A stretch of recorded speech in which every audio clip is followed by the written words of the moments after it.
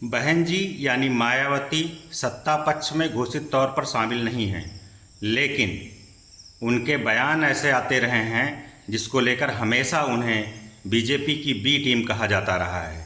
काफ़ी लंबे समय से मायावती विपक्ष को सुहाने वाले बयान नहीं देती रही हैं।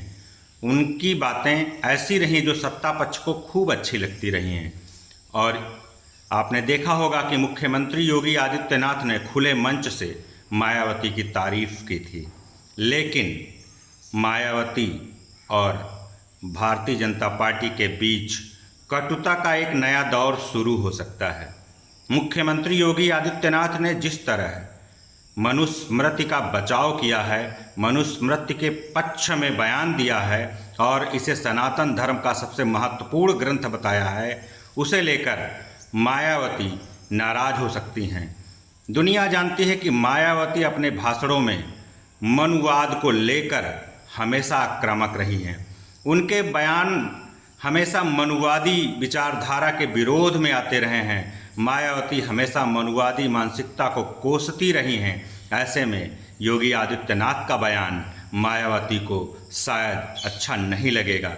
मुख्यमंत्री योगी आदित्यनाथ रायबरेली में राहुल गांधी के संसदीय क्षेत्र में राहुल गांधी ने जो कुछ बोला था मनुस्मृति को लेकर, उस पर पलटवार कर रहे थे। आप सुनिए राहुल गांधी ने क्या कहा था।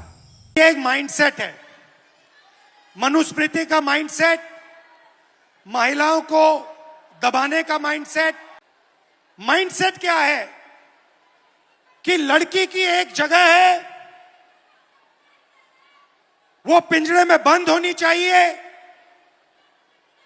उसका कंट्रोल रहना चाहिए, उसको काम नहीं करना चाहिए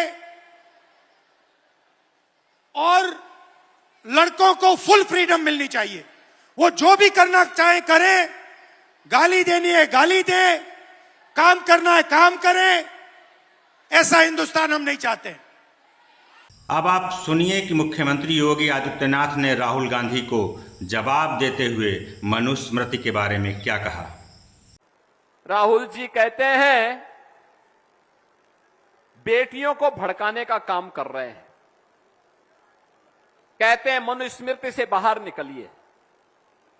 भाई भारत की परंपरा तो ऐसी है, आप माने या ना माने कोई फर्क नहीं पड़ता है, लेकिन भारत का काल गणना है और ये किसी और ने नहीं।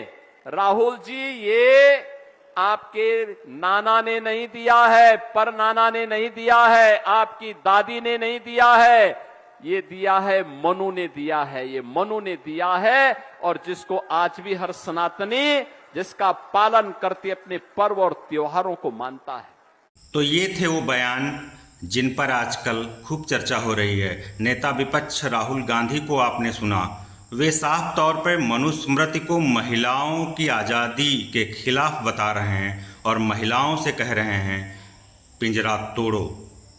वहीं योगी आदित्यनाथ उत्तर प्रदेश के मुख्यमंत्री मनुस्मृति को लेकर खासे आक्रामक हैं। उन्होंने इसे कालगणना से जोड़ा, तीज त्योहारों से जोड़ा, महाभारत की कथा में भीष्म पितामह के प्राण त्याग का जो प्रसंग आता है उससे जोड़ा और विस्तार से लोगों को यह समझाने की कोशिश की कि सनातन धर्म के लिए मनुस्मृति बहुत ज़रूरी है।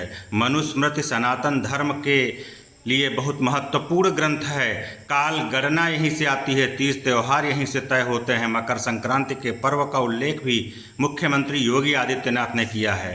राहुल गांधी पहली बार शायद मनुस्मृति पर बोले हैं जिस पर इतना बखेड़ा हो रहा है, लेकिन बहन जी मायावती मनुस्मृति को लेकर हमेशा ही आक्रामक रही हैं। मायावती अपने हर भाषण में मनुवादियों को कुछ न कुछ खरी खोटी सुनाती रही हैं। मायावती मनुवादियों को लेकर हमेशा ही आक्रामक रही हैं। मायावती ने मनुस्मृति के पक्ष में कभी भी लचीला रुख नहीं दिखाया है और अब मुख्यमंत्री योगी आदित्यनाथ के बयान के बाद मायावती और भारतीय जनता पार्टी के बीच टकराहट शुरू हो सकती है। ओ मायावती, जो भाजपा को आजकल खूब सुहा रही थी, शायद अब उतने मधुर रिश्तों का दौर ना बचे। मायावती का बयान आना अभी तक शेष है। जल्दी ही वो जरूर कुछ ना कुछ बोलेंगी, और क्या बोलेंगी इस पर सबकी नज़र रहेगी।